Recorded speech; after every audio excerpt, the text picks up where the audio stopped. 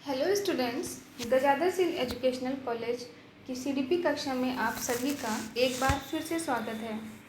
बच्चों, पिछली कक्षा में हमने विभिन्न अवस्थाओं में विकास के अंतर्गत हमने फिजिकल, मेंटल, इमोशनल और सोशल डेवलपमेंट की बात की थी। तो आज हम भाषा विकास के बारे में पढ़ेंगे। तो चलिए शुरू करते हैं। देखते हैं क्या है ये भाषा विकास का अर्थ और उसकी परिभाषा। तो भाषा विकास, पहले तो हम जानते हैं कि भाषा क्या होती है। तो भाषा हमारे भावों की अभिव्यक्ति का माध्यम है, यानी कि हम जो भी फील करते हैं, हमें जो कुछ भी चाहिए होता है या हम अपने मन की बात किसी और तक पहुंचाना चाहते हैं, तो उसके लिए हम भाषा का ही उपयोग करते हैं। तो ये एक संचार का माध्यम है, यानी एक तो हो गई मौखिक भाषा, एक होती है लिखित भाषा और एक सांकेतिक भाषा। यानी एक तो हम इशारे में किसी को कुछ बता सकते हैं, दूसरा बोलकर या लिख करके। तो उन्हीं भाषा का विकास उम्र के किन पड़ाव में किस रूप में होता है, वही हम यहाँ देखेंगे। बालक के मानसिक विकास में भाषा का विकास सम्मिलित है, क्योंकि भाषा विकास का संबंध अन्य मानसिक क्रियाओं से भी होता है। जैसे आपको फिजिक्स पढ़ना है, केमिस्ट्री पढ़ना है, मैथ्स पढ़ना है या कुछ भी पढ़ना हो, आप साइंस पढ़ रहे हो या सोशल साइंस पढ़ रहे हो, ये आप भाषा के माध्यम से ही तो पढ़ रहे हो। अगर आपको हिंदी या अंग्रेज़ी भाषा ना आती तो क्या आप मेरी बात समझ पाते या आप अपने क्वेश्चंस मुझसे पूछ पाते? तो कोई भी अगर हम ज्ञान की प्राप्ति कर रहे हैं तो हम भाषा के माध्यम से ही तो करेंगे। यानी कि भाषा विकास का संबंध अन्य मानसिक क्रियाओं से भी होता है। यहाँ तक कि अगर आप खेल कूद भी सीख रहे हो, यानी आप खेल कूद भी रहे हो, तो उसमें भी आप सामने वाले की बात भाषा के माध्यम से ही तो समझोगे। अब चाहे वो सांकेतिक भी हो सकती है। तो मानव अपने विचारों का आदान प्रदान भाषा के माध्यम से ही करता है। और इस संबंध में, क्योंकि जब हम अर्थ पढ़ते हैं तो उसकी कुछ परिभाषाएं भी देखते हैं। तो स्टॉर्ट के अनुसार व्यापक अर्थों में देखा जाए तो भाषा का आशय निसंदेह एक ऐसे साधन से है जिसके द्वारा अर्थ एवं भाव का लोगों के बीच संप्रेषण यानी कि कम्युनिकेशन हो सके। अकॉर्डिंग टू हर्लर, भाषा दूसरों के साथ विचारों का आदान प्रदान करने की योग्यता है। सिंपल सी बात है। भाषा विकास के चरण क्या होते हैं? तो बच्चा जन्म जाते ही रोना सीख जाता है। तो ये सारे चरण हैं। सबसे पहले क्रंदन करना यानी कि रोना, फिर कूजना यानी कहरना, स्वर की ध्वनि जैसे आ ई उत्पन्न करना कब? 2 माह में। आवाज़ के प्रति अनुक्रिया करना, यानी आप कुछ भी बोलते हो या किसी तरह की आवाज़ होती है, शोर होता है कुछ भी, तो बच्चा चौंक जाता है या कोई भी किसी तरह की अनुक्रिया यानी रिएक्शन दिखाता है कब? 4 माह में। माँ, गा, बा आदि ध्वनियाँ उत्पन्न करने लगता है। बलबलाना यानी थोड़ा थोड़ा बोलने की कोशिश करना, भा, दा, बा, ये सारी ध्वनियाँ अपने नाम को पुकारे जाने पर अनुक्रिया करना, यानी अपना नाम पहचानने लगता है कब? 6 माह में। नहीं का अर्थ समझना तथा ना बोलना मोस्ट इम्पॉर्टेंट है 8 माह की आयु में। दादा, मामा, बाबा ये सारी ध्वनियाँ उत्पन्न करने लगता है।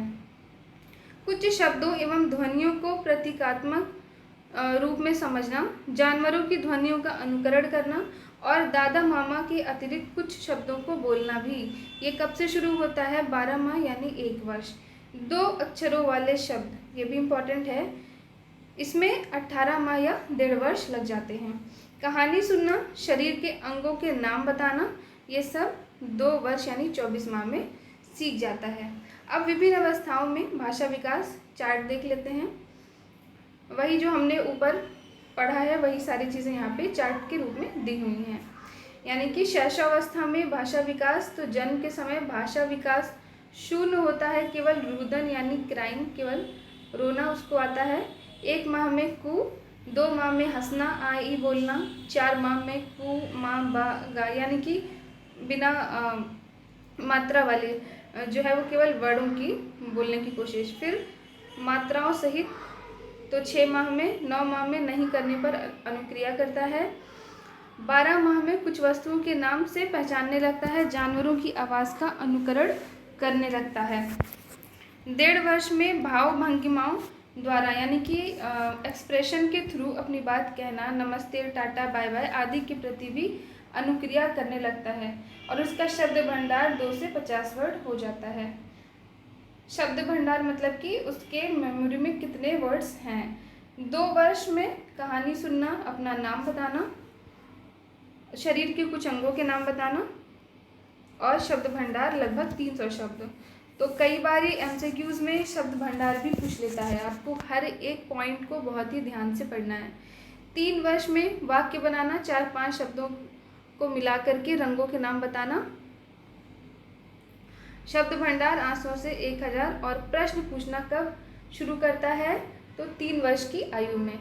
इसी प्रकार से 4 वर्ष में कहानी कहना, छोटी छोटी कविताएं कहना, गाना सुनना और शब्द भंडार 1500 शब्द। 5 वर्ष में संख्याएं गिनना, पहेली बुझाना, वाक्य बनाना, आकृतियों की पहचान, ये सब कुछ 5 वर्ष की आयु में होता है। तो शैशवावस्था की बात हो गई। अब देखते हैं बाल्यावस्था में भाषा विकास का क्या रोल है। तो भाषा विकास जो होता है वो बाल्यावस्था में सबसे तीव्र गति से होगा, क्योंकि इसी एज में फिर बच्चा स्कूल जाने लगा है, नए नए लोगों से मिलता है, उसका एक सामाजिक दायरा बनता है, नए लोगों के संपर्क में आता है, तो कई शब्द सुनता है। यानी कि सबसे ज़्यादा जो भाषा का विकास होता है वो बाल्यावस्था में होता है, बहुत ही तीव्र गति से।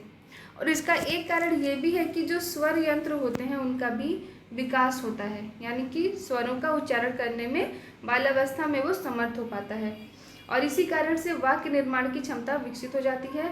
और एक बात ध्यान रखनी है कि बालिकाओं में भाषा का विकास बालकों की अपेक्षा तीव्र गति से होता है। और इसके अलावा जिन परिवारों में बालक बालिकाओं से अच्छे से ढंग से बात की जाती है उनमें भाषा विकास जल्दी होता है, क्योंकि उनमें इतना कॉन्फिडेंस होता है और वे पॉजिटिव होते हैं। इसके विपरीत जिन परिवार में घर वाले बातचीत अच्छे से नहीं करते या अभद्र शब्दों का प्रयोग करते हैं, उन परिवार के बच्चों का भाषा विकास ठीक से नहीं होता है। और बाल्यावस्था के अंत तक बालक बालिकाओं का भाषा विकास अच्छा हो जाता है। रचनात्मक लेखन क्षमता का विकास भी हो जाता है, यानी कि कुछ क्रिएटिव लिखना और भी अपने से सोच सोच कर लिखना, ये सारी चीज़ें बाल्यावस्था में हो जाती हैं। वाक्य प्रयोग सिखाया जाता है ना, कोई शब्द दिया और बोलते हैं कि अब इसको वाक्य में प्रयोग करो, तो ये सारी क्रिएटिव राइटिंग भी बाल्यावस्था में ही बच्चे सीख जाते हैं। किशोरावस्था में बालक का भाषा विकास परिशुद्ध, परिष्कृत और परिमार्जित हो जाता है, यानी कि अब उसने जितने भी शब्द भंडारण लिए हैं उनमें से उसको कौन से वर्ड्स का यूज़ करना है, ये सारी चीज़ें, या कौन सा उच्चारण सही है, ग्रामेटिकली क्या सही है क्या गलत है, ये सारी चीज़ें किशोरावस्था आते आते सीख जाते हैं, इसीलिए उच्चारण शुद्ध हो जाता है। तो एक क्वेश्चन ये भी है कि सबसे शुद्ध उच्चारण किस अवस्था में होता है, किशोरावस्था में होता है। शब्दों एवं वाक्यों से व्यक्ति की बौद्धिक क्षमता का आकलन किया जाना संभव हो जाता है, कि वो कैसे लोगों के बीच में उठा बैठा है, उसका पर्यावरण कैसा था और उसकी फैमिली कैसी है, ये सारी चीज़ें भाषा से पता चल जाती हैं। कल्पना शक्ति की अधिकता के कारण सृजनात्मकता विकास भी होता है और अपनी कल्पनाओं की अभिव्यक्ति किशोरियाँ अपनी रचनात्मकता का प्रदर्शन करके करते हैं। और इस एज में कवि, कहानीकार, साहित्यकार, चित्रकार, गायक, नाटककार, अभिनेता आदि बनने की भी सोच किशोरावस्था में ही उपजती है। आप सब भी इस एज से गुजरे होंगे तो आपने इसे फील किया होगा कि हर कोई इस एज में हीरो हीरोइन बनने का सपना या इस कहानीकार बनने का, कवि बनने का, शायर बनने का सपना देख ही लेता है। तो ये सारी चीज़ें इस अवस्था की देन है। नेक्स्ट है भाषा विकास को प्रभावित करने वाले कारक कौन कौन से हैं, किन किन चीज़ों से भाषा का विकास होगा। तो जाहिर सी बात है, आप जैसे इन्वायरमेंट में रहे हैं, जो लोग आपसे बातें कर रहे हैं, उनके जो शब्द होंगे आप उनको सुनेंगे, वही आपके शब्द भंडार में जाएंगे। तो डेफिनेटली कि आपका जो पर्यावरण है, समाज है, उनका ही सबसे ज़्यादा बड़ा रोल होगा। तो पहला है पारिवारिक परिवेश, क्योंकि जो भी बच्चा है वो शिशु है, शिशु रूप से ही सबसे पहले अपने परिवार के संपर्क में ही आता है। तो परिवार के जो सदस्यों का भाषा विकास अच्छा होगा तो बालक का भी अच्छा हो जाएगा। फिर उसके बाद जब वो स्कूल जाने लगता है, यानी कि समाज के कांटेक्ट में आता है, तब उसका भी इफ़ेक्ट बालक पर पड़ता है। तो बालक के भाषा विकास पर सामाजिक परिवेश का प्रभाव पड़ता है। और एक बात ध्यान रखेंगे कि जो निम्न सामाजिक या आर्थिक स्तर वाले बालक होते हैं उनका भाषा विकास भी अपेक्षाकृत विलंब से होता है, क्योंकि अभी हमने ऊपर भी देखा कि अगर बच्चे से ढंग से बात नहीं की जाती है या अच्छी लैंग्वेज का यूज़ नहीं होता, गलत शब्दों का यूज़ होता है, तो कहीं ना कहीं उसके मानसिक स्वास्थ्य पर भी असर पड़ता है। उसमें कॉन्फिडेंस की कमी आती है, वो कम बोलना चाहता है या बात ही नहीं करना चाहता। इन सब कारणों से भी क्या होता है कि उसका भाषा विकास नहीं हो पाता है। या फिर आर्थिक स्तर से भी, क्योंकि जितना अगर फैमिली डेवलप है इकोनॉमिकली तो उतना ही ज़्यादा अच्छे लोगों के बीच में कांटेक्ट बनने की संभावना होती है। उसको उतने अलग अलग तरह की लैंग्वेजेस आप सिखा सकते हैं। नेक्स्ट है स्वास्थ्य। अब जब बच्चा बीमार होगा तो वो किसी से मिलने जुलने नहीं जाएगा, इवन खेलने कूदने भी नहीं जाएगा, ठीक है। तो जब वो किसी के संपर्क में नहीं आएगा, किसी के भी संपर्क में नहीं आएगा, तो फिर उसका भाषा विकास कैसे होगा। तो अगर बच्चा बीमार है तो वो लोगों से मिलेगा नहीं और इस प्रकार से उसका भाषा विकास अवरुद्ध होगा। इसके अलावा अगर उसको किसी प्रकार का कान या गले में संक्रमण है, तो अभी हमने क्या देखा था कि जो उच्चारण के ग्रंथियां हैं, स्वर के ग्रंथियां हैं, वो डेवलप नहीं हो पा रही हैं या उनमें विकार है या इन्फेक्शन आ गया, तो उसके कारण भी भाषा अवरुद्ध हो जाएगी। लैंगिक भिन्नता भी भाषा विकास को प्रभावित करती है। प्रायः देखा गया है कि बालिकाओं का भाषा विकास बालकों से अच्छा होता है, उचित ढंग से होता है। लड़कियां अपनी बात सही तरीके से बता पाती हैं, अपने मन की सिचुएशंस अच्छे से एक्सप्लेन कर पाती हैं। लड़कियां बातें करने में लड़कों से अच्छी होती हैं। नेक्स्ट है जन्म क्रम यानी बर्थ सीक्वेंस। तो प्रायः देखा जाता है कि जो प्रथम संतान होती है उसका भाषा विकास थोड़ा अच्छा होता है। कारण क्या है कि जो पहली संतान होगी उसके प्रति माता पिता या परिवार के लोगों का आकर्षण ज़्यादा होगा, क्योंकि वो पहली संतान है। तो इस कारण से लोग उससे ज़्यादा बातें करेंगे, ज़्यादा टाइम स्पेंड करेंगे। दूसरा ये भी आप देख सकते हो कि पहला जैसे किसी की दूसरी संतान है तो डबल जिम्मेदारियां हो चुकी हैं, तो डेफिनेटली दूसरे पर इतना ध्यान नहीं दिया जा पाएगा जितना कि पहले पर दिया गया होगा। तो इसीलिए भी जो पहली संतान होती है उसका भाषा विकास ज़्यादा होता है, आमतौर पर, हमेशा की बात नहीं कर रहा है। परिपक्वता यानी मैच्योरेशन। तो जो बच्चा परिपक्व होगा उसका भाषा विकास भी अच्छा होगा, जिसे पता है कि क्या बोलना है, नहीं बोलना है, या उसको बाकी सभी चीज़ों का ज्ञान है, उच्चारण का। तो परिपक्व बच्चे की भाषा विकास अच्छी होगी और इसके अभाव में बालक का विकास नहीं हो पाता है, क्योंकि उसके अंदर निगेटिविटी आ जाती है और उसके बाद उसका सर्वांगीण विकास भी प्रभावित हो जाता है। नेक्स्ट है अभिप्रेरणा यानी मोटिवेशन। यानी कि कोई भाषा सीख रहे हो तो मोटिवेशन भी होना चाहिए, अभिप्रेरणा होनी चाहिए, मोटिवेशन होना चाहिए उस भाषा को सीखने का, तो ही विकास की गति बढ़ पाती है। जैसे पुरस्कृत किए जाने पर बालक उत्साहित होकर अच्छा प्रदर्शन कर लेता है। जैसे फॉर एग्जांपल घर में आपकी जो मातृभाषा है वो तो आप सीख जाते हो, लेकिन सपोज आप इंग्लिश सीख रहे हो या कोई भी दूसरी लैंग्वेज सीख रहे हो, तो उसको सीखने का कोई तो मोटिवेशन होना चाहिए ना। अभी बड़े होने के बाद तो आपके अंदर मोटिवेशन होता है आपके करियर से रिलेटेड, आपकी जॉब से रिलेटेड, लेकिन जो बच्चा है उसको आप करियर और जॉब के बारे में कह के इतना मोटिवेट नहीं कर सकते हैं। तो उसको आप पुरस्कृत कर देंगे, उसको कुछ अवार्ड दे देंगे या उसके लिए क्लैपिंग करवाएंगे, ताली बजवा देंगे, तो या फिर केवल गुड ही बोल देते हैं, इतने से भी वो मोटिवेटेड हो जाता है और उसको भाषा सीखने की प्रेरणा मिल जाती है। आइए अब इस बारे में जीन पियाजे का संज्ञानात्मक विकास सिद्धांत देखते हैं। तो जीन पियाजे ने विकासात्मक मनोविज्ञान का इनको प्रेरक माना जाता है। पियाजे ने संज्ञानात्मकता पर बल दिया है और संज्ञानवादी विकास सिद्धांत का प्रतिपादन किया है। बहुत ही इम्पोर्टेंट सिद्धांत है, बहुत ही ध्यान से आप सब पढ़ेंगे।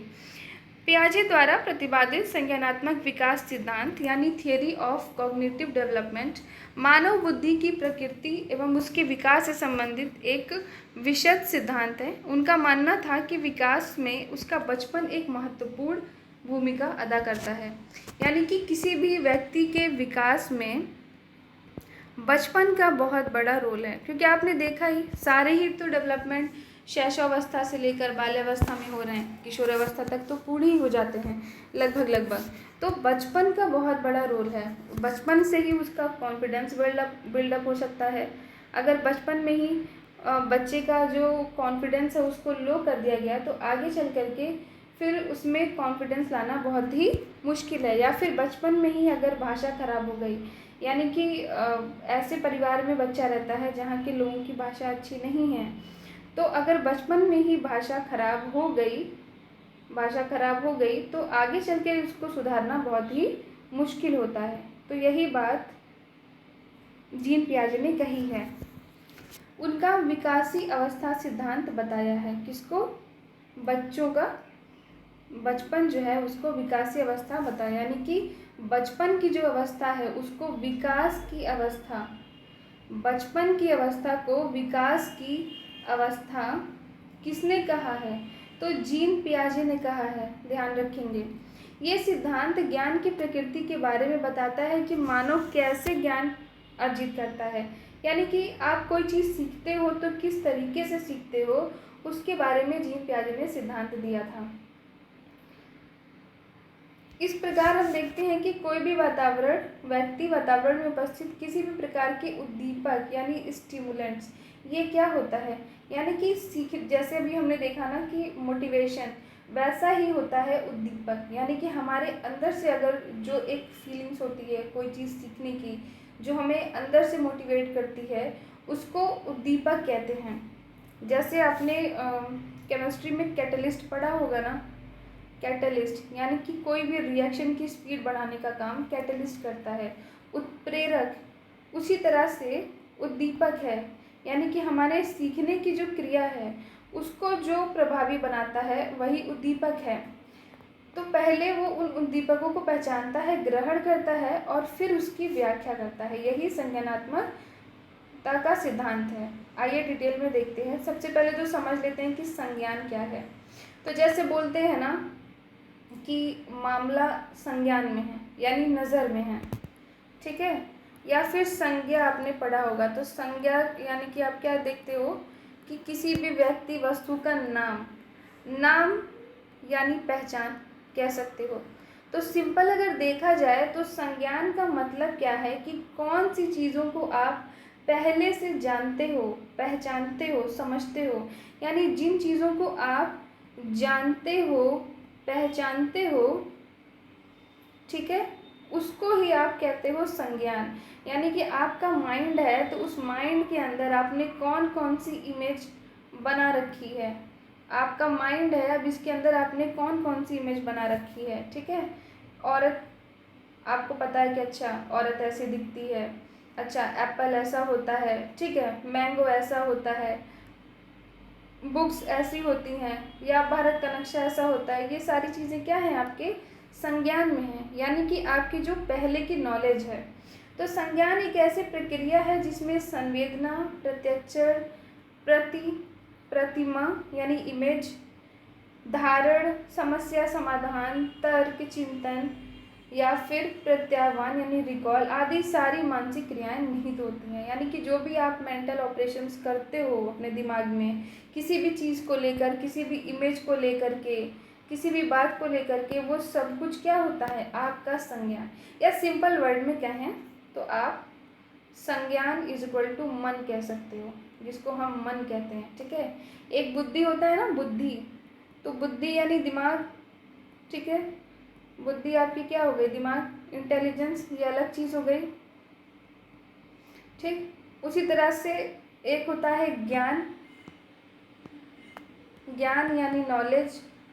तो बुद्धि क्या होती है कि किसकी मेमोरी पावर कितनी अच्छी है, चीज़ों को समझता कितने अच्छे से है, ठीक है, उसकी समझ कितनी अच्छी है, चीज़ों को कितना अच्छे से अप्लाई कर पाता है अपनी लाइफ में, ये सब उसकी बुद्धि है। समस्या के समय में समस्या का समाधान कैसे निकालता है, ये सब क्या होती है, बुद्धि होती है।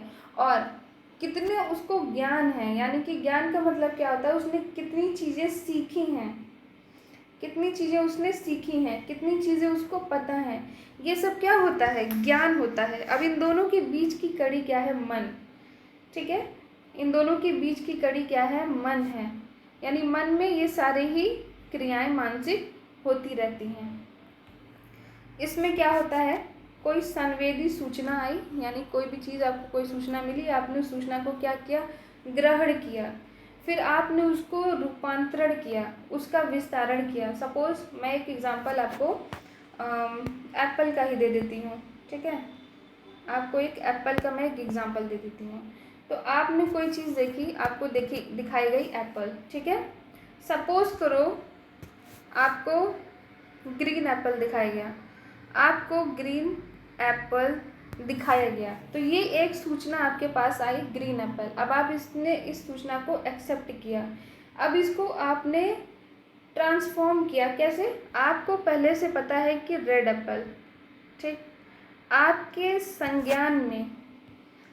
संज्ञान में रेड एप्पल पहले से था, यानी आप जानते हैं एप्पल क्या होता है और आपने रेड कलर का एप्पल देखा हुआ है, तो ये आपके संज्ञान में है। अब आपको ग्रीन एप्पल के बारे में बताया गया या दिखाया गया, तो आपने इस संवेदी सूचना को, यानी इस सूचना को अपने संज्ञान में लिया या संवेदी रूप में लिया। ठीक है, आपने इसको ग्रहण किया। अब ग्रहण करने के बाद आपने क्या किया, इसको ट्रांसफॉर्म किया, किससे, रेड से ग्रीन में। यानी आपको रेड पता था, अब आपने ग्रीन में इसको ट्रांसफॉर्म किया और फिर आपने अपने इस नॉलेज को क्या किया, विस्तारित किया। यानी कि अच्छा, आपने देखा कि नहीं, रेड नहीं, ग्रीन एप्पल भी, ग्रीन भी एप्पल होता है। ठीक है, तो आपने अपने नॉलेज को क्या कर लिया, पहले तो ग्रहण किया, आपको जो बताया गया, जो सूचना मिली आपने ग्रहण की, ग्रहण करके फिर आपने उसको ट्रांसफॉर्म कर ली, जो आपकी पहले की नॉलेज थी उस बेस पर। अब जब आपने ट्रांसफॉर्म कर ली तो फिर आपके ज्ञान का क्या हो गया, विस्तार हो गया। ठीक है, आपने अपने संज्ञान में उस चीज़ का क्या कर लिया, विस्तार कर लिया। और विस्तार करने के बाद अब दोनों ही, यानी कि ग्रीन और रेड, दोनों ही एप्पल क्या हो गए आपके, आपके संज्ञान में, आपके मन में या माइंड में स्टोरेज हो गए। अब ज़रूरत पड़ने पर कभी अगली बार अगर आप सपोज करो, फिर आपको बताया गया येलो एप्पल, जस्ट सपोज करने की बात कर रही हूँ, यानी एक एग्जांपल लेकर के बता रही हूँ, फिर नियर फ्यूचर आपको कभी येलो एप्पल के बारे में बताया गया। ठीक है, तो आप क्या करोगे, रिकॉल करोगे कि हाँ, मैंने ग्रीन और रेड के बारे में पढ़ा था। तो आप फिर पुरानी जो आपने अपने संज्ञान में जो बातें सीखी थी, अब आप उनको रिकॉल करोगे, यानी उनका प्रत्यय स्मरण करोगे, उनको फिर से याद करोगे और उस नॉलेज का आप क्या करोगे, लाभ उठाओगे। ठीक है, उस नॉलेज का आप क्या करोगे, लाभ उठाओगे और इस तरह से इस नॉलेज का प्रॉपर उपयोग कर पाओगे। या फिर एक और एग्जांपल आप ले सकते हो, एक और एग्जांपल, चलो आपको एक और एग्जांपल दे करके बताती हूँ। जैसे सपोज करो आप टाइपिंग सीखने जाते हो।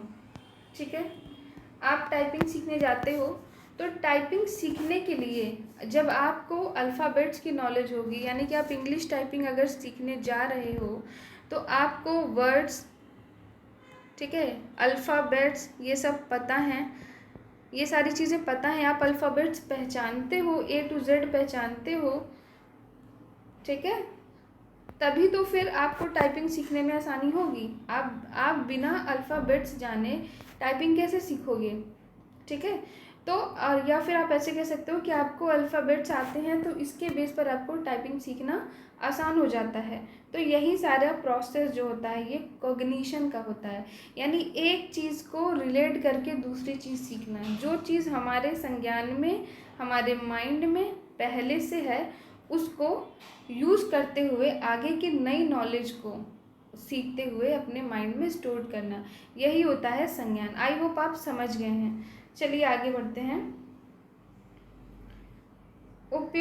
उपरोक्त मानसिक संक्रियाएं संवेदी सूचनाएं हैं और इन संवेदी सूचनाओं के समुचित प्रयोग से ही बालक की बौद्धिक क्षमता विकसित होती है। ठीक है, इसमें क्या क्या होता है? ग्रहण, रूपांतरण, संग्रहण और पुनर्लाभ, ये सारी चीज़ें हमने ऊपर देखी। जैसा एक एग्जांपल आपको और दे सकती हूँ, लोग ऐसा बोलते हैं ना कि जैसे किसी को स्कूटी सीखनी है, ठीक है, तो लोग कहते हैं कि अगर तुमको साइकिल चलानी आती है तो स्कूटी जल्दी सीख लोगे। क्यों? साइकिल तो अलग चीज़ है, स्कूटी अलग है, लेकिन क्योंकि दोनों में ही किस चीज़ का रोल है? बैलेंस करना। तो साइकिल चलाना आने का मतलब क्या है कि आपको बैलेंस करना आता है। अगर बैलेंस करना आता है तो फिर आप स्कूटी चलाना जल्दी सीख पाते हो। ठीक है, तो ये आपकी जो एक पहले की नॉलेज थी वो आगे की नॉलेज के लिए हेल्प करती है। यही था संज्ञान। अब पियाजे का संज्ञानात्मक विकास सिद्धांत से संबंधित पक्ष क्या हैं? कौन कौन से पक्ष यानी एस्पेक्ट्स हैं? जैविक या शारीरिक परिपक्वता। तो इन्होंने बताया कि जो ये सिद्धांत है वो जैविक प्रेरकों से, उत्प्रेरक या प्रेरक एक ही चीज़ है, अभी बताया था, ये परिपक्वता से संबंधित है। इसके अनुसार बालक का व्यवहार भूख, प्यास जैसे प्रेरक से प्रभावित होता है। इसी तरह से व्यक्ति का व्यवहार परिपक्वता से ही निरूपित होता है। इस सिद्धांत के अनुसार शारीरिक और मानसिक रूप से अपरिपक्व व्यक्ति वांछित व्यवहार नहीं कर सकता है। मतलब कोई जो मैच्योर ही नहीं है, ठीक है, कोई जो बिल्कुल भी मैच्योर नहीं है, आप उसको किस तरह से चीज़ें सिखा सकते हो? नहीं सिखा सकते। एटलीस्ट यानी कि बच्चा क्या, अभी बच्चा भूखा है, बच्चे को बहुत ज़ोर से भूख लगी, अब आप उसको कितना भी ज्ञान दे दो तो वो ज्ञान देना क्या है? बेकार है। ठीक है, या फिर 3 साल के बच्चे को, आप 3 साल के बच्चे को वो किताबें पढ़ा रहे हो जो 7 साल के बच्चे के पढ़ने के लिए है। या आप ऐसे कह सकते हो कि आप फर्स्ट क्लास के बच्चे को 5th क्लास की बुक पढ़ा रहे हो, तो क्या आप कितनी भी मेहनत कर लो, पढ़ाने से कोई फ़ायदा है? वो सीख पाएगा? नहीं सीख पाएगा, क्योंकि वो इतना परिपक्व नहीं है मानसिक रूप से। ठीक है, इसी तरह से यहाँ पे जैविक रूप की बात की जा रही है, यानी कि शरीर से भी अभी बच्चा भूखा है या इतना जैसे कि बच्चे को अभी चलना भी नहीं आ रहा है और आप उसको दौड़ाना सिखा रहे हो, तो क्या वो सीख पाएगा? नहीं ना। तो जैविक रूप से भी बच्चे को मैच्योर होना चाहिए, मानसिक रूप से भी होना चाहिए। ठीक है, और भौतिक वातावरण के साथ उसका अनुभव। बालक में अधिगम यानी सीखना, उसमें उसकी ज्ञानेंद्रियों का बहुत बड़ा योगदान होता है। भौतिक पर्यावरण और अभौतिक अनुभव के मध्य तार्किक संबंध स्थापित करता है। भौतिक वातावरण अधिगम में सहायक है। किस प्रकार से? जैसे अब किसी बच्चे को हम कुछ सिखा रहे हैं, ठीक है, तो अब बिल्कुल उसको अंधेरे में बैठा दिया, अब बच्चे को क्या लग रहा है? डर लग रहा है, तो क्या उसका मन पढ़ाई में लगेगा? इसी तरह से अब क्लासरूम में बच्चा बैठा हुआ है और बहुत ही ज़्यादा शोरगुल हो रहा है, बहुत ही कहीं गाना बज रहा है या फिर हल्ला हुड़दंग हो रहा है, कोई मारपीट हो रही है, कुछ भी हो सकता है, किसी भी तरह का डिस्टर्बेंस, तो क्या बच्चे का पढ़ाई में मन लगेगा? नहीं ना। वो चीज़ें सीख पाएगा? नहीं सीख पाएगा। तो इसके लिए भौतिक वातावरण का बहुत ही ज़्यादा यूज़ होता है किसी भी तरह के ज्ञान को सीखने के लिए। ठीक है, किसी भी तरह के अधिगम के लिए भौतिक वातावरण का बहुत बड़ा रोल है। इसीलिए आपने देखा होगा कि जो छोटे बच्चे होते हैं उनको उनके क्लास में बहुत ही ज़्यादा सजावट की जाती है, तरह तरह के जो चार्ट्स होते हैं लगाए जाते हैं, यानी उसमें संख्याएं भी लिखी हुई हैं, तो वो बहुत ही इंटरेस्टिंग वे में होती हैं। या फिर आप बुक्स उठा करके देखना, छोटे बच्चों की जो बुक्स होती हैं ना, उसमें बहुत ही अच्छे अच्छे कार्टूनिश टाइप के इमेज होते हैं। वो ऐसा ये सारी चीज़ें करने का क्या कारण होता है? एक भौतिक वातावरण क्रिएट करना, जिससे कि बच्चा चीज़ों को जल्दी सीख पाए, ग्रैस्प कर पाए। तो माइंड के अकॉर्डिंग जो फिज़िकल इन्वायरमेंट है वो भी होना चाहिए। ठीक है, आप अंधेरे कमरे में या फिर बहुत शोर भरे कमरे में या फिर बहुत गंदे कमरे में, यानी सपोज करो कि बिल्कुल कचरा ही फैला हो या आपको बिल्कुल नाले के किनारे बैठा दिया जाए पढ़ने के लिए और उसमें से कॉन्टीन्यूअस गंदी स्मेल आ रही हो, तो क्या आपका मन लगेगा? नहीं ना। तो ये भी इम्पॉर्टेंट है। फिर है सामाजिक वातावरण से अनुभव, यानी कि जैसे लोगों के बीच में आप हो तो समाज भी अच्छा होना चाहिए। मनुष्य एक सामाजिक प्राणी है। पिछली कक्षाओं में 2 बार बता चुकी हूँ ये कथन किसका है, बहुत इम्पॉर्टेंट है, एग्ज़ाम में कई बार पूछ चुका है। तो अगर आपको याद है तो मुझे कमेंट करके बताइए कमेंट सेक्शन में। वो सामाजिक सदस्य के रूप में विभिन्न प्रकार की क्रियाएं करता है। ठीक है, इसमें क्या है, सहयोग है, प्रतिस्पर्धा है, परंपरा है, इन सारी बातों का ध्यान रखा जाता है। यानी कि कैसे समाज में आप रह रहे हो। सपोज करो कोई बच्चा है, अब उसको आसपास के जो बच्चे हैं, ठीक है, एक बच्चा बहुत ब्रिलियंट है, लेकिन आसपास के बच्चे उससे बात नहीं करते हैं, ठीक है, या फिर उसको किसी तरह से सपोर्ट नहीं करते हैं, टीचर का रवैया इस बच्चे के प्रति अच्छा नहीं है, तो क्या फिर उसका जो टैलेंट है वो बाहर निकल पाएगा? नहीं ना। बच्चे उससे दोस्ती नहीं करते हैं, उससे बात नहीं करते हैं, कहीं ना कहीं उसका कॉन्फिडेंस लूज़ हो जाएगा। इसी तरह से टीचर भी अगर उसके प्रति अच्छा रवैया नहीं रखता या रखती है तो इससे भी उस पर उल्टा इफेक्ट पड़ेगा।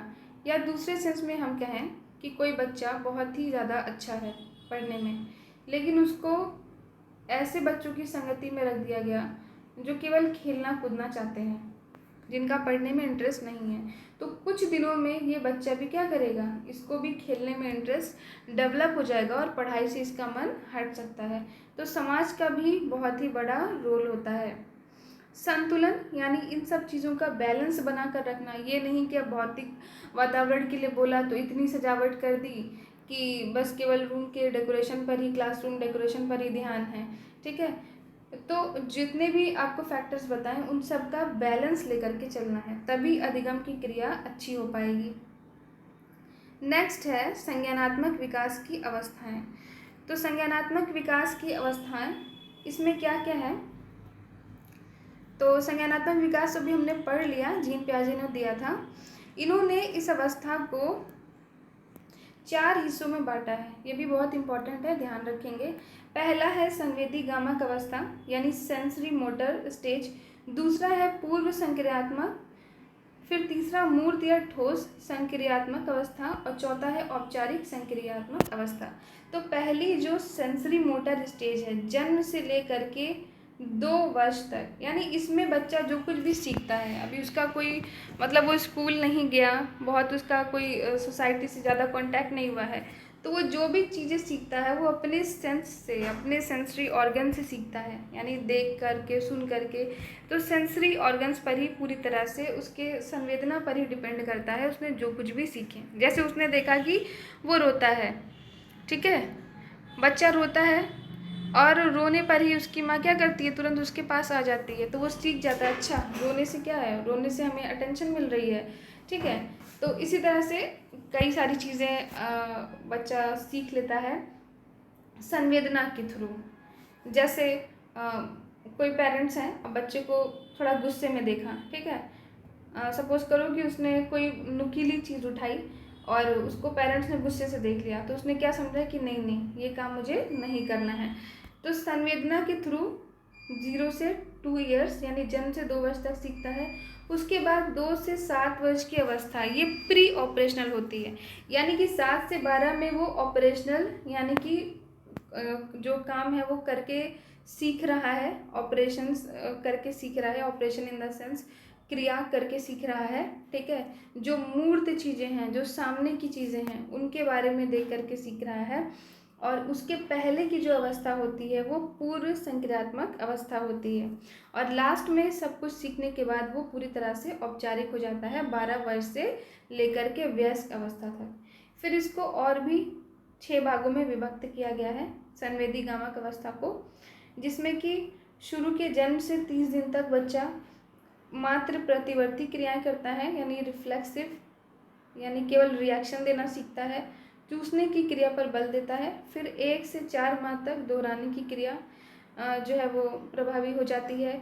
4 से 8 माह में उलटना पलटना चीज़ों को जानबूझकर मनोरंजन के लिए ये सारी चीज़ें करना सीख जाता है। और 8 से 12 माह में जैसे खिलौनों को छुपा देने पर खोजता है, ये इंपॉर्टेंट है, ध्यान रखेंगे। ठीक है, एक परिस्थिति को दूसरी परिस्थिति से जोड़ करके चीज़ें सीख लेता है।